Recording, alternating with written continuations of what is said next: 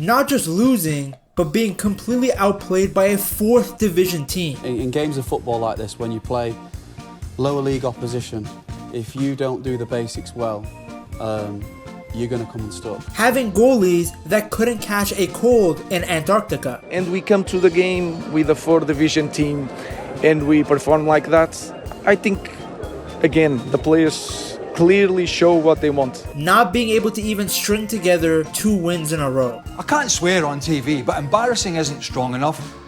Just awful. Manchester United are the gift that keeps giving. It's a little bit embarrassing to be a Manchester United coach and to lose a lot of games. Every time you think they've hit rock bottom, they dig a little deeper. So what we thought maybe were the worst moments in the last 7 or 8 years, they're gradually getting, we've actually not hit the low point yet. Sounds like you're almost shocked by what you've seen tonight though.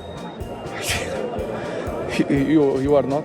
This is their endless cycle. Hire a new coach. He starts getting awful results. Gotta dig deep for some words. You look like you're beaming and you're sort of so happy to be here. So naturally, the blame goes to the players. The manager is then financially backed by dropping hundreds of millions of dollars on new players. Yet the team continues to be awful. We are here right now. Then the blame naturally shifts back to the manager. Can you trust the manager to make the right decisions?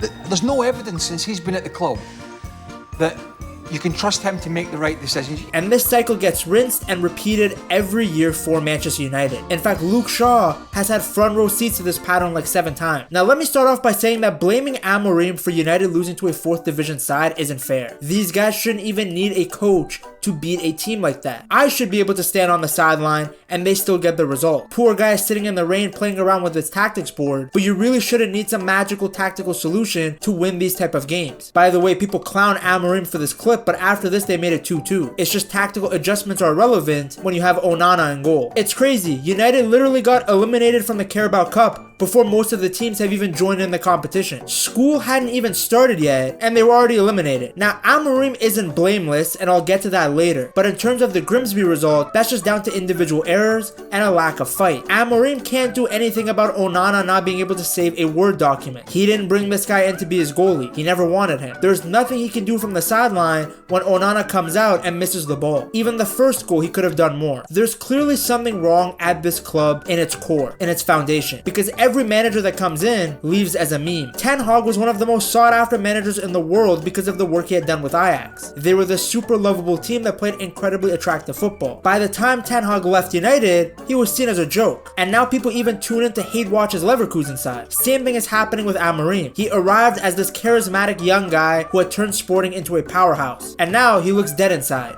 I just, guys, it's really clear. I just want to apologize to our fans and that's the Manchester United effect. I don't know why new managers keep thinking that they'll be that guy that can turn United around. The moment of this club, I think, is perfect for me.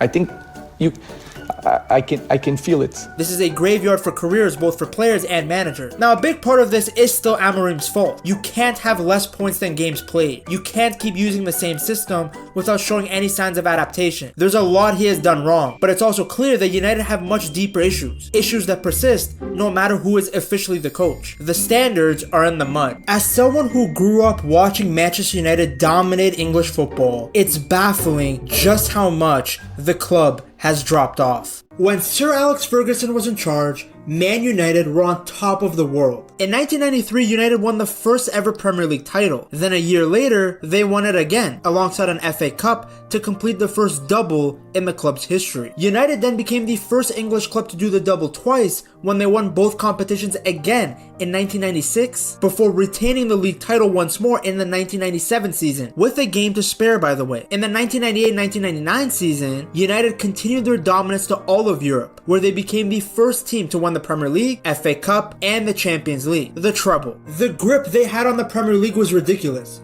The grip they had on the world of football was ridiculous. Manchester United won the league again in the 1999-2000 season and the 2000-2001 seasons, becoming only the 4th club to win the English title 3 times in a row at that time. Back then, even if United had a season like how they went trophyless in 2002, they would recover and win it back the next year. The dominance was crazy, and they actually had a hunger to stay on top. They were resilient, they were hungry to win, which is pretty much the exact opposite of what we see from United now. Back then, it was rare for United to have a bad season at all. Now it's a miracle if they can string together 2 successful wins. I saw a joke that said that the United website is down because they can't string together 3 W's. I'm taking full credit of that joke, by the way. Under Mourinho, United finished 2nd in the Premier League in 2018. But guess what happened in the 2018-2019 season? They finished 6th. Under Ten Hag, United won the Carabao Cup and finished 3rd in the league, only to finish 8th the next season. They surprisingly won the FA Cup that season, but at what cost? The team ended up finishing in the bottom half of the table in the next year in 2025. The mentality at the club is drastically different from where it used to be. In the 2023-2024 season, United had just 1 win against the traditional Big Six.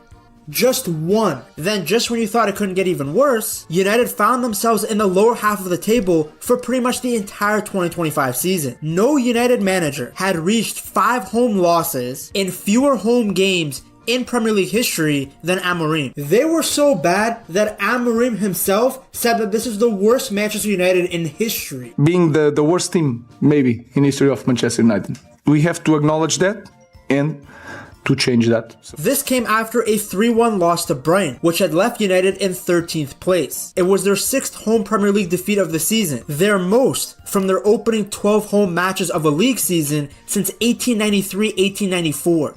Yes, you read that right. You have to go back to the 1800s to find a worse start for the Red Devils. Back when the main method of transportation were horses. There is a reason that a month before that, Amorim had stated that United were in a relegation battle. Being drawn into a relegation battle, though, just 7 points above the bottom 3.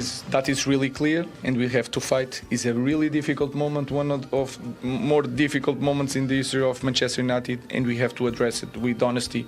And to be clear with that, we have to fight next game.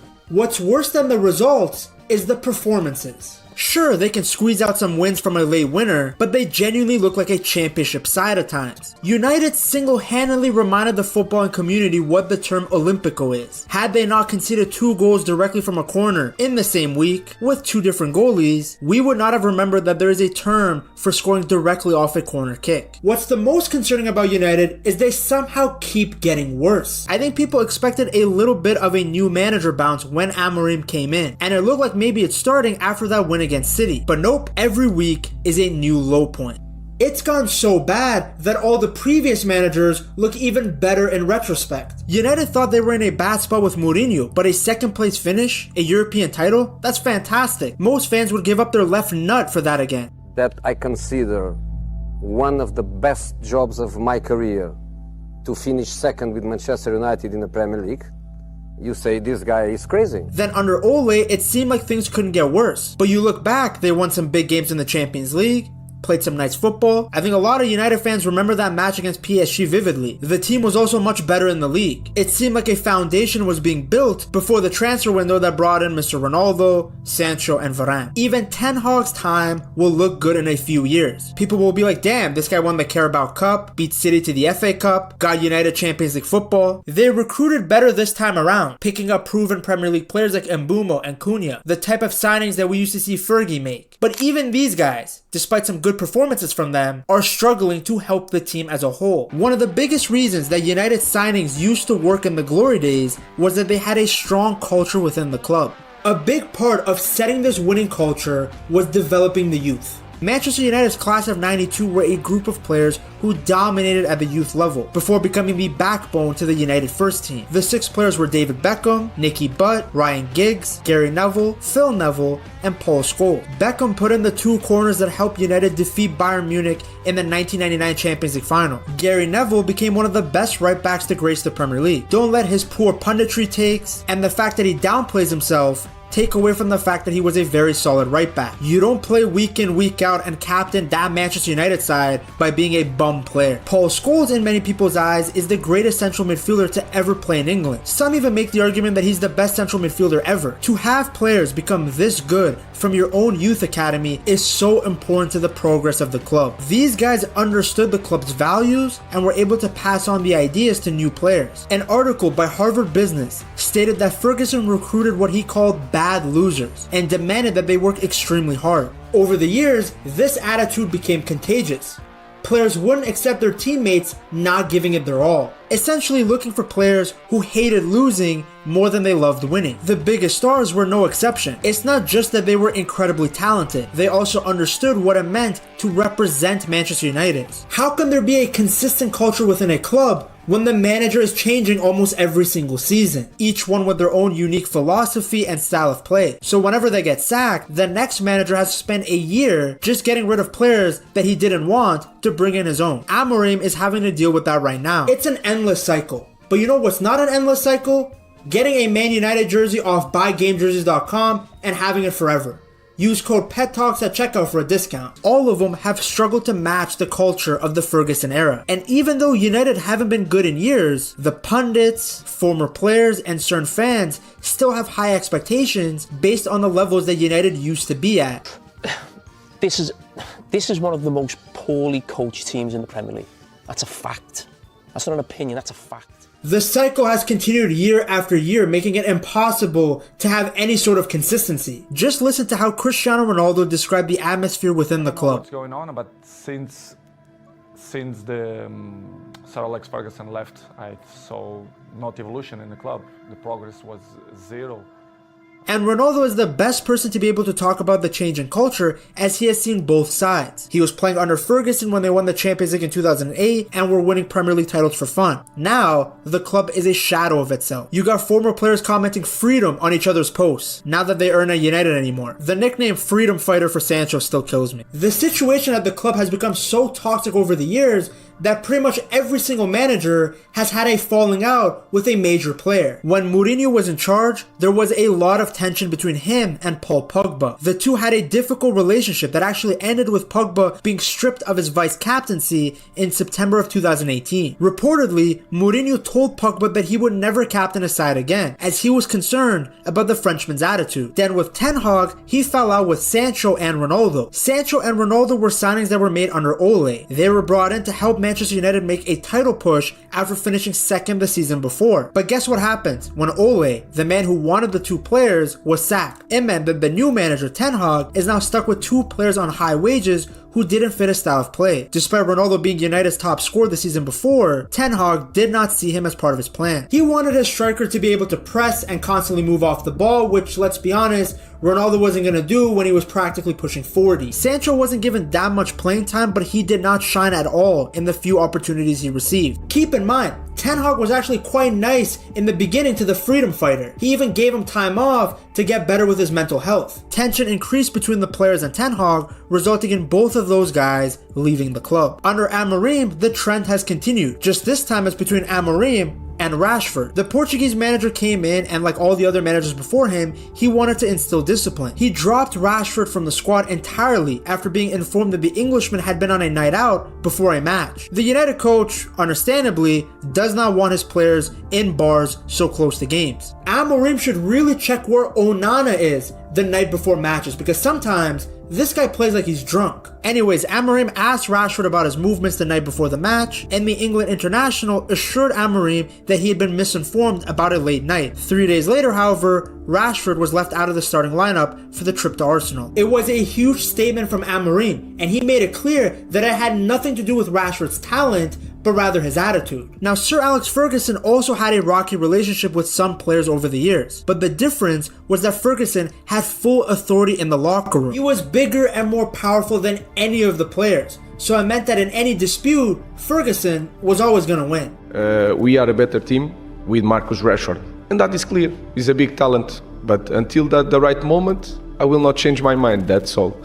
And is always the same answer. Nowadays, that sort of authority is not visible at all. The majority of players are prima donnas, and they know that if the manager doesn't like them, then all they have to do is wait it out, because there's a much higher likelihood that the manager gets sacked than the player being sold. Look at Sancho. He went out on loan to Chelsea, and then Ten Hag was sacked. Something like this would never happen at United under Sir Alex Ferguson. Number one, because Sir Alex Ferguson was the GOAT, but number two, the other players in the squad had too much respect for Sir Alex to let another player act up like that. It helped, of course, that United had leaders everywhere. Leaders who held other players accountable. That doesn't exist in the club anymore. Even the current captain has been criticized for his lack of leadership. When I listen to Bruno, now, and I've been harsh on Bruno, an amazing player, But I still have question marks about his leadership, even when I watched him there in the bigger picture, and he's doing his usual stuff. You could see in the 2025 season that even Amorim was shocked by how bad the team was. I think a lot of managers look at United from the outside and think that with some tweaks they can begin the rebuild. Or maybe many of them want to be known as the guy that returned United back to glory. Because to this day I still don't understand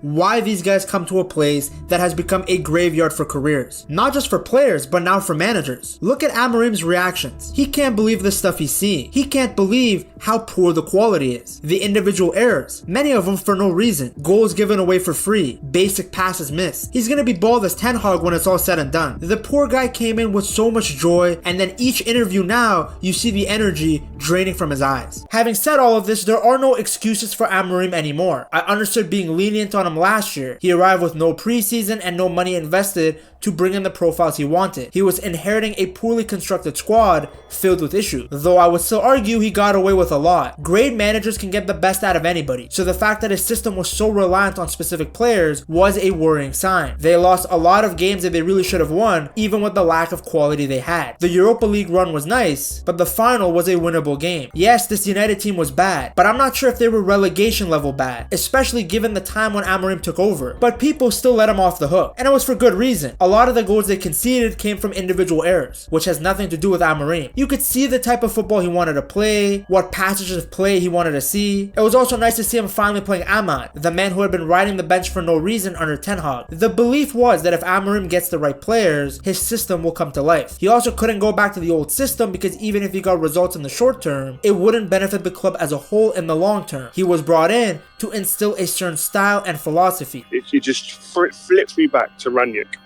Ralph Rangnick said this needs open heart surgery, not a quick fix. Open heart surgery it needs.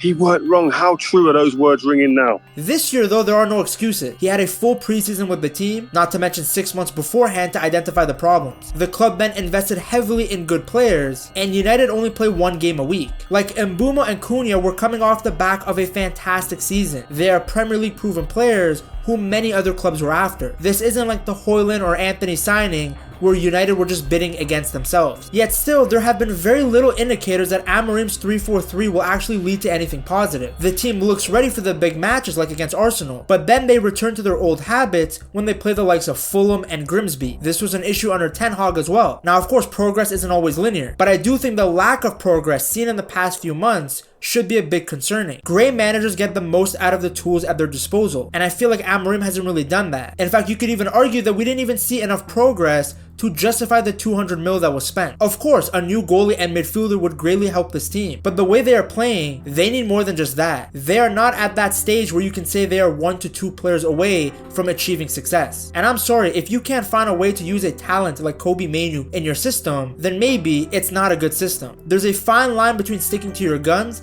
and being adaptable, and Amorim has not been able to find that balance. It's basically his way or the highway, and so far most teams have found the weaknesses in his 3-4-3 setup. The Fulham players were literally talking about it in the post-match press conference. Push on high, and it allows me to go in that pocket. It's something we worked on in training and we're able to execute in the match.